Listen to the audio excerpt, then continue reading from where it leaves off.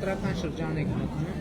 Ես ինձ հետաքրքիր էր, ասենք, օրինակ արտաքին քաղաքական խաղաղության օրակարգ հետ կապված ընդդիմադիր ուժերը, այսպես ասած, ճակերտավոր ուժեղ ընդդիմադիր ուժերը ինչ են ասում։ Եվ դրա մասին եթեր արեցի առանձին։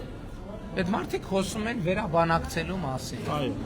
Այդ մարդիկ խոսում են ուժով խաղաղությունը պարտադրում են, որ իրանք պատրաստվում են խաղաղություն պարտադրել։ Իրանք ըստ էության ասում են, որ չեն պատրաստվում խաղաղությանը տեր կանգնել։ Այսինքն իրանք չեն ընդունում այդ խաղաղությունը, այսինքն իրանք խաղաղությունը դելեգիտիմացնում են, ինչը պատերազմը, ես ասում եմ, սեպտեմբերի։